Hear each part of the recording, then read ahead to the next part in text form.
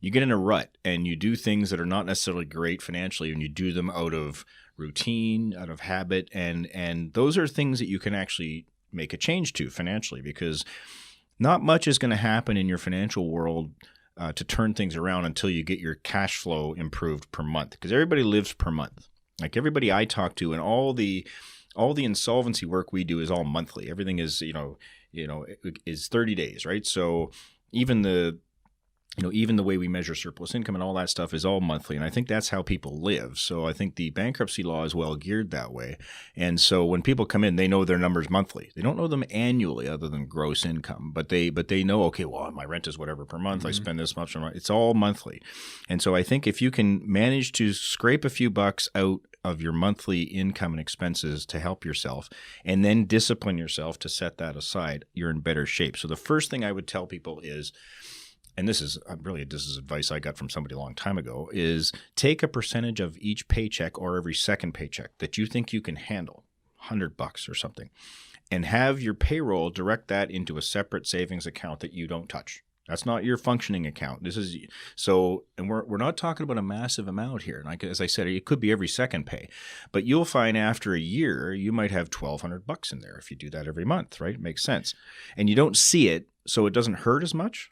Yeah, and my advice on that would be, there are now a bunch of banks out there that don't charge service fees. Yes.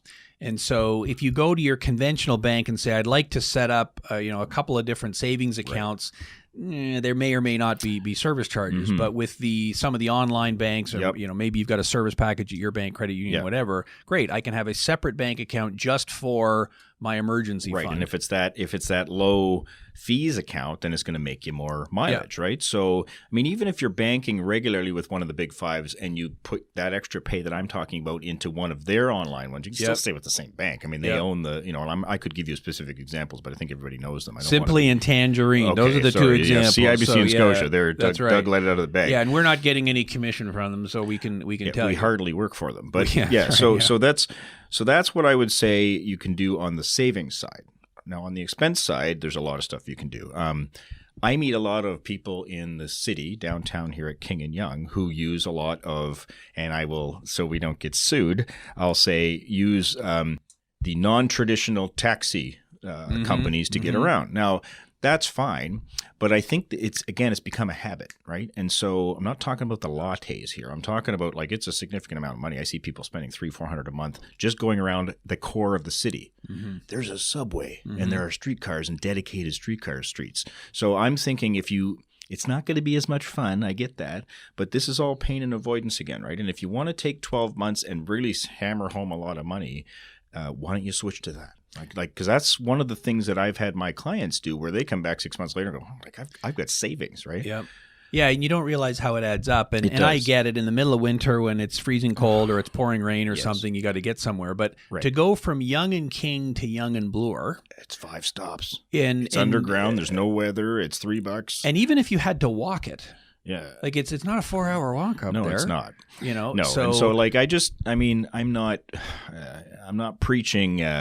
You become a complete ascetic here, but I think there's a few things you got to do. And again, it's the pain and avoidance, right? It's like, okay, for 12 months, if I want to get prepared for a potential recession, I either have to increase my income or savings or cut some expenses. Yeah, it's math. That's the only way to do it. It's up or down. Now, the only thing I would take exception to all that is you got to deal with the debt issues first. You do. So if you're in debt, then putting money into a savings account, we see this all the time. Right. People come in here, they've got $50,000 owing on credit cards and bank loans and stuff, and yet they've got $1,000 in their TFSA at 2%, and their credit card and their credit card's 19. 20, right. So it's like, okay, doesn't make sense. Why are you doing that? Well, because I need to have an emergency fund. Okay, that all makes total sense. Right. But it's costing you a lot of money having those savings. Yeah, and it's a hidden cost, right? It doesn't register with you every month until you realize that every month I pay minimums. We see people paying between $1,000 and $2,000 a month, and it's just minimum and it's just interest.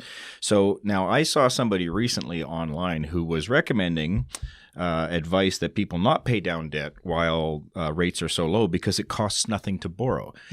And my response to that is that's exactly how we got in this place in the first place. Yep. For 10 years, we've had emergency interest rate levels, exactly pretty much almost 10 years now.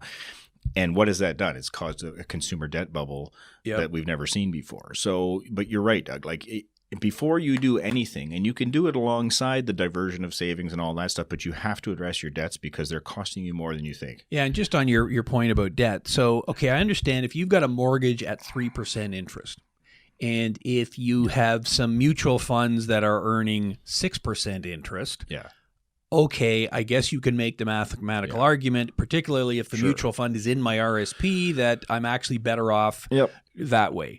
But we're not talking about that. We're talking about the person who owes money on credit cards, bank loans, pay loans, whatever. And very few people are earning 20% after tax on their investments.